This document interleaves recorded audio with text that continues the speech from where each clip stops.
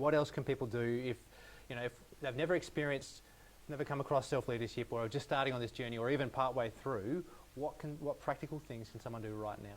Yeah, so the first thing I do is come up with at least one mantra for this. And a mantra is essentially, it's just something that you tell yourself numerous times a day. And when you forget it, other people tell you. And you give them permission to do that. Yeah. So when this all went down, and I was just getting call after call after call, just cancelling stuff, I remember calling my wife, and we were having a conversation about it. And I can't remember whether it was her or I, but one of us said to the other, you know what, we're undefeated so far. And we've gone through way crazier stuff than this. And so that became our mantra at first, undefeated so far. Then a couple of weeks in, I was like, I don't like that. I want to change it up, because we'd been hearing people say, one day this is going to pass, this is going to pass. As if that was we just have to hold on to. As if that was the best thing we could hope for. Yeah. And I was thinking, that's not right. And so I said to my wife, I was like, our new one is, let's not waste it. Because what we're going through right now is an incredibly unique opportunity. So let's not waste it. Like, we're never going to be, hopefully, we're never going to be in this situation again.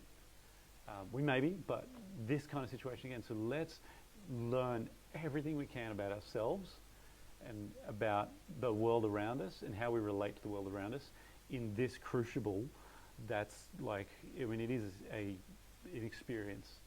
It's not like, people are like, oh, you're so positive about everything that's going on. I'm like, yeah, I feel the heat. I'm just choosing to focus on the positives. But don't get me wrong, I feel the heat. Yeah. It is there. So I'd say that, create a mantra, that's the first thing.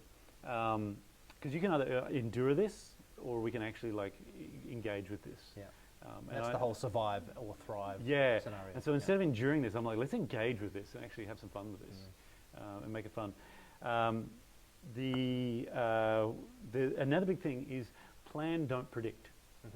This is, I like alliteration. You know this. Plan, don't predict. So when I predict things, I'm trying to control external forces, right? How long is this going to last? When can we send our kids back to school? When can I go back to work? When can I go and sit in a restaurant again? When can we go to the movies?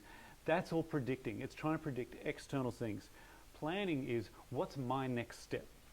What can I do next to grow from this, to benefit from this? So if you find yourself predicting, it's generally a high anxiety experience, because you're attaching your well-being to being right about that prediction. Yep. And most of the time, we can't predict what's happening here. And when we are wrong about it, it's a high anxiety experience.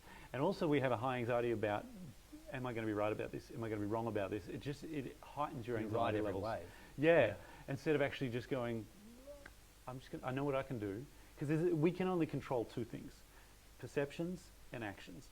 My perception and my actions. And I'm planning using those.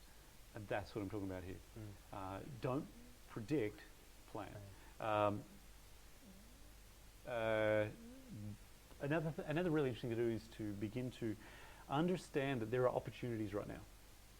But you only see opportunities through a lens of gratitude.